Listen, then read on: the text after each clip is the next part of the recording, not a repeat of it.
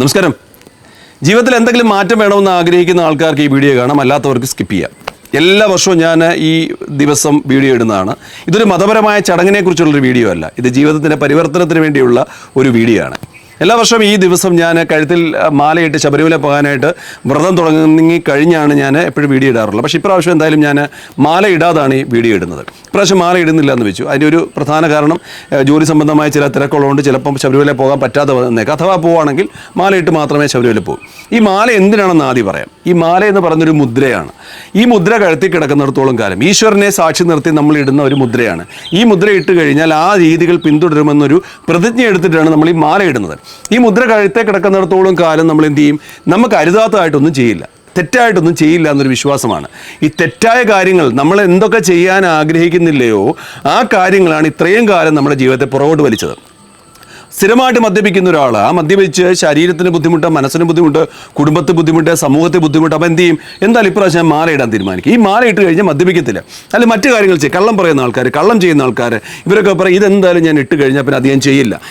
എന്ത് കാര്യങ്ങളായാലും മറ്റുള്ളവരെ ഉപദ്രവിക്കുന്ന ആൾക്കാർ, വഴക്കുണ്ടാക്കുന്ന ആൾക്കാർ, ജോലി ചെയ്യാതിരിക്കുന്ന ആൾക്കാർ, ഇതൊക്കെ കരുതുന്ന ഈ മാല ഇട്ടുകൊണ്ട് എന്തായാലും ഞാൻ കള്ളം ചെയ്യില്ല അല്ലെങ്കിൽ തെറ്റ് ചെയ്യില്ല എന്നുള്ള വിശ്വാസത്തിലാണ് ഈ മാല ഇടുന്നത്. ഈ മാല കഴുത്തേ കിടക്കുന്നത് നമുക്ക് തരുന്നൊരു വിശ്വാസമാണ്, ഒരു മുദ്രയാണ്. ഇത് കൈ കിടക്കും, സിമ്പലാണ്, അല്ലെങ്കിൽ ഒരു കീ ആണ്. ഇത് കിടക്കുമ്പോൾ ഞാനിത് ചെയ്യില്ല, ഇത് കീ ആണ്. പണ്ട് കാലങ്ങളിലെ ഇപ്പം എൻ്റെ കുട്ടിക്കാലത്തൊക്കെ സൈക്കിൾ കയറ്റം പഠിക്കുന്ന സമയത്ത്, ഇപ്പം അച്ഛനും ചേട്ടനും ഒക്കെ സൈക്കിൾ ചവിട്ടി പോകുന്ന സമയത്ത് അന്ന് ഞാനിങ്ങനെ കൗതുകത്തോട് നോക്കിയിരിക്കും. ഞാനല്ല, മിക്ക കുട്ടികളും കൗതുകത്തോട് നോക്കിയിരിക്കും. ഇതുപോലെ എനിക്കൊന്നും ആയിരുന്നെങ്കിൽ എന്നൊരു ചിന്ത നമ്മുടെ മനസ്സ് വരും. അപ്പോൾ നമ്മളെന്ത് ചെയ്യും? അച്ഛനും ചേട്ടനും ഒക്കെ സൈക്കിൾ വെച്ചിട്ട് പോകുമ്പോൾ നമ്മൾ ആ സൈക്കിളിൽ ഒന്ന് നോക്കും, എന്ത് രസമാണ് സൈക്കിൾ എന്ന് നോക്കി. കുറച്ച് കഴിഞ്ഞ് നമ്മൾ തൊട്ട് തലോടി കഴിഞ്ഞിട്ട് നമ്മൾ ഉരുട്ടി പഠിക്കും. സൈക്കിൾ ആദ്യം പഠിക്കുന്ന ഉരുട്ടി ബാലൻസ് കൊണ്ടുവരിക എന്നുള്ളതാണ്. അതിനുശേഷം എന്ത് ചെയ്യും? ഈ ക്രോസ് ബാർ കയറി, അതായത് ഈ ക്രോസ് ബാറിന് തൊട്ട് താഴെ കാലിട്ടിട്ട് ഒത്തി പഠിക്കും. അതിനുശേഷം ക്രോസ് ബാർ കയറിയിട്ട് നമ്മളെ സീറ്റിൽ കയറാതെ ഇങ്ങനെ ബാലൻസ് ചെയ്ത് പഠിക്കും.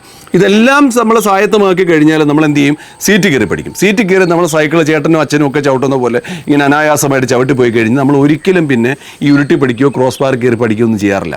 ഇതുപോലാണ് ഭക്തിയെന്ന് ഞാൻ പറയും, അതുപോലാണ് ജീവിതമെന്ന് ഞാൻ പറയും. കാരണം പലതും നമ്മളൊരു ബേസിക്കായിട്ട് പഠിക്കുന്ന സമയത്ത് പല ധാരണകളും നമുക്കുണ്ട്. ഇപ്പം മാലയിടുന്ന ചടങ്ങായാലും അമ്പലത്തിൽ പോകുന്ന ചടങ്ങായാലും മറ്റ് പല ചടങ്ങായാലും ഇതൊക്കെ ഭക്തിയുടെ അല്ലെങ്കിൽ സ്പിരിച്വാലിറ്റിയുടെ വലിയൊരു ഒരു തലമാണ്. അതിൽ നിന്ന് നമ്മൾ കരകയറി ഒരു ലെവലിൽ എത്തിക്കഴിഞ്ഞ് നമുക്ക് നമ്മുടെ മനസ്സിനെ കൺട്രോൾ ചെയ്യാൻ പറ്റുന്ന ഒരു അവസ്ഥയിൽ എത്തിക്കഴിഞ്ഞാൽ നമ്മൾ ഒരിക്കലും പിന്നെ ആ സൈഡിലേക്ക് പോകേണ്ട കാര്യമില്ല. കാരണം എല്ലാം നമ്മളിൽ തന്നെ, ഒരു മുദ്രയുടെ സഹായമില്ലാതെ എൻ്റെ മനസ്സുകൊണ്ട് എൻ്റെ കടിഞ്ഞാണ് നിയന്ത്രിക്കാൻ പറ്റുമെങ്കിൽ, എൻ്റെ ജീവിതത്തെ കടിഞ്ഞാണാക്കി നിയന്ത്രിക്കാൻ പറ്റുമെങ്കിൽ പിന്നെ നമുക്ക് ഒരു മുദ്രയുടെ കാര്യമില്ല.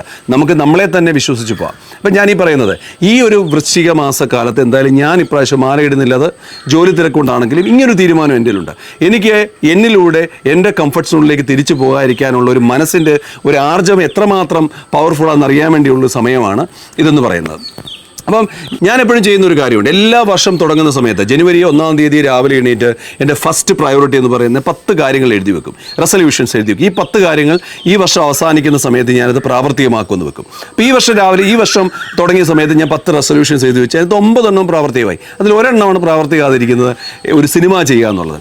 അതെന്തായാലും ഡിസംബറിൽ ചെയ്യുന്ന ഒരു ജോലി തിരക്ക് വരുന്നുണ്ട്. അതൊരു കാരണമാണ് ഇപ്രാവശ്യം ഒരുപക്ഷെ ശബരിമല പോകാതിരിക്കാനുള്ളൊരു കാരണം.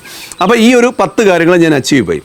ഈ ഒരു ജനുവരി 1-ാം തീയതി ഞാൻ ഈ റെസൊല്യൂഷൻ എഴുതുന്നതിന് തൊട്ട് മുമ്പുള്ളൊരു മാസമാണ് ഈ വൃശ്ചിക കാലയളവ് എന്ന് പറയുന്നത്. അപ്പോൾ ഈ ഒരു കാലയളവിൽ ഞാൻ ഈ പറഞ്ഞ പോലെ എനിക്ക് എന്നിലേക്ക് തിരിയാനുള്ള ഒരു സാഹചര്യമാണ്. ഈ പറഞ്ഞ നമ്മുടെ തെറ്റുകളെന്ന് തോന്നുന്ന കാര്യങ്ങൾ, നമ്മുടെ കംഫർട്ട് സോണെന്ന് തോന്നുന്ന കാര്യങ്ങളെന്ന് പുറത്തിറങ്ങി നമ്മളിലേക്ക് സജ്ജമായി നമ്മൾ തയ്യാറെടുക്കുന്ന ഒരു സമയമാണ്. ഇതൊരു പവർഫുൾ സമയമാണ്. ഒരു സാധാരണ മനുഷ്യനെ പോലെ ഒരുപാട് ബലഹീനതകളും ഒരുപാട് തെറ്റുകളും ഒരുപാട് കുറവുകളും ഉള്ളൊരു മനുഷ്യനായിരുന്നു ഞാൻ. പൂർണ്ണനായി എന്ന് പറയുന്നില്ലെങ്കിലും എൻ്റെ ജീവിതത്തിന് ഇങ്ങനെയുള്ള തയ്യാറെടുപ്പുകളാണ് പലതിനെ എടുത്തു മാറ്റാൻ എന്നെ സഹായിച്ചത്. ഇത് ഞാനൊരു എന്താ പറയുന്ന ഒരു ജീവിച്ചിരിക്കുന്ന ഒരു ഉദാഹരണമാണ്.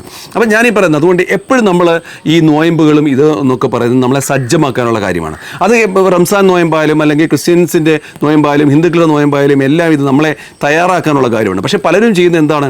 നോയമ്പിൻ്റെ കുറേ ചിട്ടവട്ടങ്ങൾ മാത്രം നോക്കിയിരിക്കും. മത്സ്യമാംസം അതിൽ ഒഴിവാക്കുകയും മറ്റു കാര്യങ്ങളൊക്കെ നോക്കുകയും മാത്രം ചെയ്തിട്ട് നമ്മുടെ ഉള്ളിലുള്ള മാലിന്യങ്ങളെ എടുത്തു കളയാൻ പലരും തയ്യാറാവില്ല. ഈ നോയമ്പുകളുടെ ഒരു ശാസ്ത്രീയ വശം കൂടെ ഞാൻ പറഞ്ഞുതരാം. ഇപ്പോൾ നമ്മളിപ്പം ജിമ്മിൽ പോയി പല പുരുഷന്മാരും വലിയ മസിൽസ് ഒക്കെ ആക്കാറുണ്ട്, ബൈസെപ്സും ട്രൈസെപ്സും ചെസ്റ്റും ഒക്കെ ആക്കുന്ന. ഒരു ദിവസം ജിമ്മിൽ പോയി അവർ ചെയ്യുന്ന കാര്യമല്ല. അവരെന്ത് ചെയ്യും, ഒരു ബൈസെപ്സ് ഡെവലപ്പ് ചെയ്യണമെങ്കിൽ അവരെന്ത് ചെയ്യും, ഒരു ഡംബൽ എടുത്തിട്ട് ദിവസവും അല്ലെങ്കിൽ മിക്കപ്പോഴും ഈ ബൈസെപ്സിനെ പ്രാക്ടീസ് ചെയ്ത് ഒരു നിരന്തരമായൊരു പ്രാക്ടീസിലാണ് ബൈസെപ്സ് ഡെവലപ്പ് ചെയ്യുന്നത്. അത് ഏത് മസിൽ പാർട്ടായാലും അങ്ങനെയാണ് ഡെവലപ്പ് ചെയ്യുന്നത്. അതുപോലെ ബ്രെയിനിൻ്റെ മസിൽസ് ഉണ്ട്. നമ്മൾ ഇത്രയും കാലം ആർജിച്ചു വന്ന സ്വഭാവമുണ്ട്, ഹാബിറ്റ്സ് ഉണ്ട്, മദ്യപാനമായാലും മറ്റ് സ്വഭാവമായാലും. ഇതിൽ നിന്നും കുറച്ച് കാലത്തേക്ക് ഒരു വിടവ് മാറ്റിയെടുത്ത് മറ്റൊരു സ്വഭാവത്തെ നമ്മൾ ജീവിതത്തിലേക്ക് കൊണ്ടുവരണമെങ്കിൽ ഇതുപോലെ നിരന്തരമായ പരിശ്രമം ആവശ്യമാണ്. ഇപ്പോൾ ന്യൂറോ പ്ലാസ്റ്റിസിറ്റി എന്ന് പറയുന്ന പോലെ നമ്മുടെ ബ്രെയിനിൻ്റെ മസിൽസിനെ നമ്മൾ നിരന്തരമായ ഒരു സ്വഭാവം എടുത്തു കളഞ്ഞ് മറ്റൊരു സ്വഭാവത്തെ കൊണ്ടിടാനുള്ള ഒരു കാലയളവ് നമ്മൾ സൃഷ്ടിച്ചെടുക്കണം. ഇപ്പോൾ ഈ ശാസ്ത്രം പറയുന്ന 21 ദിവസത്തെ നിരന്തരമായ ഒരു സ്വഭാവം. ഇപ്പോൾ കൈ കടിക്കുന്ന ആൾക്ക്, നഖം കടിക്കുന്ന ഒരാൾക്കാർ കടിച്ചുകൊണ്ടിരിക്കുമ്പോൾ ഞാൻ തീരുമാനിക്കുകയാണ് 21 ദിവസത്തേക്ക് ഞാൻ നഖം കടിക്കില്ല എന്ന് തീരുമാനിച്ചാൽ ഈ ഒരു സ്വഭാവം എൻ്റെ ജീവിതത്തിൽ നിന്ന് പോകും. അപ്പോൾ ആദ്യത്തെ 15 ദിവസമൊക്കെ വലിയ ബുദ്ധിമുട്ടാണ്. ഇപ്പോൾ ഈ നോയമ്പ് തുടങ്ങിക്കഴിഞ്ഞ് പെട്ടെന്ന് ഒരാൾക്ക് ഒരു ആഹാര നിയന്ത്രണം കൊണ്ടുവരിക, മദ്യപാനം നിർത്തുക, അല്ലെങ്കിൽ മറ്റു സ്വഭാവങ്ങൾ മാറ്റുക എന്നൊക്കെ പറയാം, അല്ലെങ്കിൽ ജോലി ചെയ്യുക എന്നൊക്കെ പറഞ്ഞാൽ വലിയ ബുദ്ധിമുട്ടാണ്. പക്ഷേ നിരന്തരമായിട്ട് ഒരു ഇത്രയും ചെറിയൊരു ജീവിതമാണ്, ഈ ജീവിതം എനിക്ക് കളയാനുള്ളതല്ല, ഞാൻ നേടിയെടുക്കും, എൻ്റെ കഷ്ടപ്പാടുകളെയും ലോകത്ത് എൻ്റെ വേദന എൻ്റെയാണ്, എൻ്റെ കണ്ണീര് എൻ്റെയാണ്, അതിനെ മനസ്സിലാക്കിയ ലോകത്ത് ഞാൻ മാത്രമേ ഉള്ളൂ എന്നൊരു തീരുമാനം എടുത്തു കഴിഞ്ഞാൽ നമ്മൾ ഇതിലേക്ക് കൊണ്ടുവരാൻ ശ്രമിക്കും. ഒറ്റ ജീവിതത്തിൽ അല്ലെങ്കിൽ ഒരു വർഷത്തിൽ വെറും 41 ദിവസം പോട്ടെ, 41 ദിവസം വേണ്ട, ഒരു 21 ദിവസമെങ്കിലും നമുക്ക് മാറ്റി വെച്ചില്ലെങ്കിൽ നമ്മൾ ആരാണ്, നമ്മൾ എന്തിനാണ് ഈ ശരീരം കൊണ്ട് ജീവിക്കുന്നത്, എന്തിനാണ് നമുക്ക് ഈ ഭാഗ്യമായിട്ട് കിട്ടിയ ജീവിതം നമ്മൾ വേസ്റ്റ് ചെയ്യുന്നത്? അപ്പോൾ അതുകൊണ്ട് നമ്മൾ അങ്ങനെ തീരുമാനം എടുക്കണം. കുറച്ച് ദിവസമെങ്കിലും, അത് ഏത് നോയമ്പിൻ്റെ കാലയളവിലും ആ നോയമ്പ് എടുക്കുന്നിടത്തോളം കാലം നമ്മൾ നമ്മുടെ മനസ്സിനെ സജ്ജമാക്കാൻ വേണ്ടി നമ്മളെ നശിപ്പിക്കുന്ന കാര്യങ്ങൾ നമ്മൾ എടുത്തു കളയാനുള്ളൊരു മനസ്സിൻ്റെ ആർജവം കാണിക്കണം. അപ്പോൾ അതിനുള്ളൊരു സമയമാണ്. അങ്ങനെ കാണിച്ചു കഴിഞ്ഞ് 10 ദിവസം 15 ദിവസം നമ്മളെ പിടിച്ച് കിട്ടിക്കഴിഞ്ഞാൽ നമുക്ക് ചെയ്യാമെന്ന് വെച്ചാൽ, ഇപ്പോൾ ആദ്യത്തെ 1-2 ദിവസങ്ങൾ ചെയ്ത് കഴിയുമ്പോൾ നമ്മുടെ മനസ്സിൻ്റെ മറ്റൊരു മനസ്സ് പറഞ്ഞു തരേ, വേണ്ട നിർത്ത്, അടുത്ത വർഷം ചെയ്യും, എന്തിനാണ് ഇത്ര ജീവിതം ആസ്വദിക്കാനുള്ളതല്ലേ, നശിപ്പിക്കുക കളയുന്ന എന്തിനാ എന്നൊക്കെ നമ്മൾ ഒരു മനസ്സ് പറയാം. അതിനെയൊക്കെ ഓവർകം ചെയ്ത് ഒരു 12 ദിവസം 15 ദിവസം ഒക്കെ ആയി കഴിയുമ്പോഴത്തേക്ക് പതുക്കെ നമ്മൾ അതിലേക്ക് മറ്റേ സ്വഭാവത്തിലേക്ക് അടുക്കാൻ തുടങ്ങും. പിന്നെ ഈ നമ്മളെ പിന്തിരിപ്പിക്കുന്ന മനസ്സ് പതുക്കെ അകന്നു പോകാൻ തുടങ്ങും. അപ്പോൾ ഇങ്ങനൊരു രീതി നമ്മൾ ആർജിച്ചാൽ ജീവിതം ഭയങ്കര രസമായിരിക്കും. ഒരിക്കലും മദ്യപാനം നിർത്തണമെന്നോ ജീവിതത്തിൽ സ്പിരിച്വാലിറ്റി മാത്രമാണ് അല്ലെങ്കിൽ മറ്റെല്ലാം ഉപേക്ഷിച്ച് ജീവിക്കണമെന്നൊന്നും ഞാൻ പറയുന്നില്ല. ഈ ഒരു ചെറിയ ജീവിതത്തിൽ ഈ ഭൂമി കണ്ടും അറിഞ്ഞും തന്നെ മുമ്പോട്ട് പോകണം. പക്ഷേ അതിൻ്റെ ഒരു ബാലൻസ് വെക്കണം. അപ്പോൾ ഈ വൃശ്ചികം 1 ഞാൻ പറയുന്നത് ജീവിതത്തിൽ മാറാൻ ആഗ്രഹിക്കുന്നവർക്ക് ഇത് നല്ലൊരു ദിവസമാണ്. ഇപ്പോൾ എൻ്റെ ഒരു വെയിറ്റ് എനിക്ക് കുറച്ച് കുറയ്ക്കണമെന്ന് ആഗ്രഹമുണ്ട്. അപ്പോൾ അതിനുവേണ്ടി ഭക്ഷണം മുഴുവൻ നിയന്ത്രിക്കാനുള്ള തയ്യാറെടുപ്പിലാണ്. ഇപ്പോഴും ചില കംഫർട്ട് സോണുകളുണ്ട്, അതിൽ നിന്ന് നമുക്ക് എങ്ങനെ പുറത്തു വരാമെന്നുള്ള ശ്രമമാണ്. അപ്പോൾ ജീവിതത്തിൽ ഞാൻ ഈ 40 ദിവസം എന്തൊക്കെ കാര്യങ്ങളാണ് ചെയ്യുന്നതെന്നും മാറ്റം വരുത്താൻ ആഗ്രഹിക്കുന്നുള്ളത് ഞാൻ പോസ്റ്റ് ചെയ്യും. നിങ്ങൾക്കൊക്കെ അതിനകത്ത് വേണമെങ്കിൽ സംബന്ധിക്കാം. മാറ്റം വരാൻ ആഗ്രഹിക്കുന്ന ആൾക്കാർക്ക് അതിനകത്ത് ചേരാം, നമുക്ക് ഒരുമിച്ച് യാത്ര ചെയ്യാം. എന്തായാലും എല്ലാവർക്കും നല്ലത് വരട്ടെ.